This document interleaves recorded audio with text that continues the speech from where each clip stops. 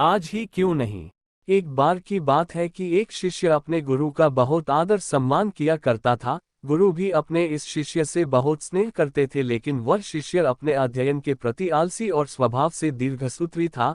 सदा स्वाध्याय से दूर भागने की कोशिश करता तथा आज के काम को कल के लिए छोड़ दिया करता था। अब गुरुजी कुछ चिंतित रहने लगे कि कहीं उनका यह शिष्य जीवन संग्राम में पराजित न हो जाए। आलस्य में व्यक्ति को अकर्मण्य बनाने की पूरी सामर्थ्य होती है। ऐसा व्यक्ति बिना परिश्रम के ही फलोपभोग की कामना करता है।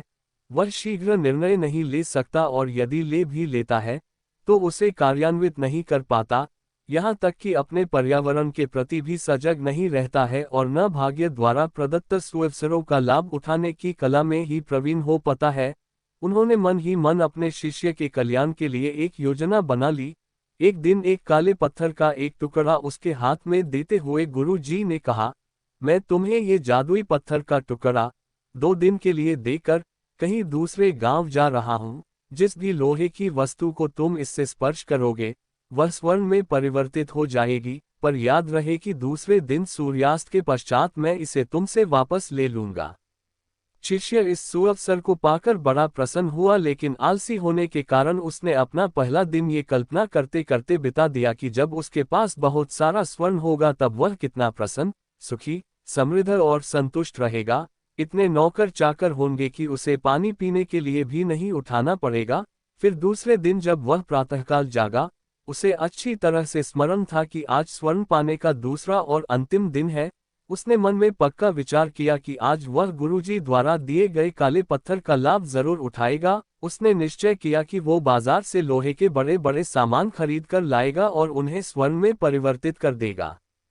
दिन बीतता गया, पर वह इसी सोच में बैठा रहा कि अभी तो बहुत समय है, कभी भी बाजार जाकर सामान लेता आएगा।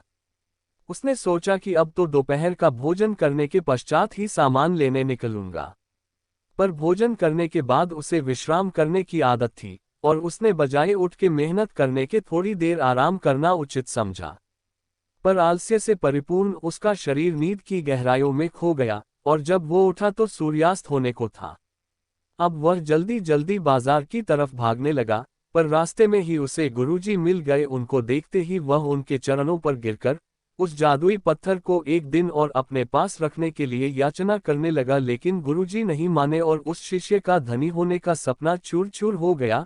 पर इस घटना की वजह से शिष्य को एक बहुत बड़ी सीख मिल गई। उसे अपने आलस्य पर पछतावा होने लगा। वह समझ गया कि आलस्य उसके जीवन के लिए एक अभिशाप है और उसने प्रण किया कि अब वो कभी भी काम से जी नहीं चुराएगा और एक कर्मठ, सजग और सक्रिय व्यक्ति बनकर दिखाएगा।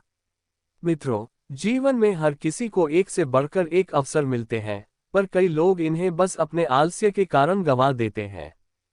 इसलिए मैं यही कहना चाहती हूँ कि यदि आप सफल, सुखी, भाग्यशाली, धनी अथवा महान बनना चाहते हैं तो आलस्य और दीर्घसूत्रता को त्याग कर अपने अंदर विवेक, कष्टसाध्य श्रम और सतत जागरूकता जैसे गुणों को विकसित कीजिए। और जब कभी आपके मन में किसी आवश्यक काम को टालने का विचार आए तो स्वयं से एक प्रश्न कीजिए, आज ही क्यों नहीं।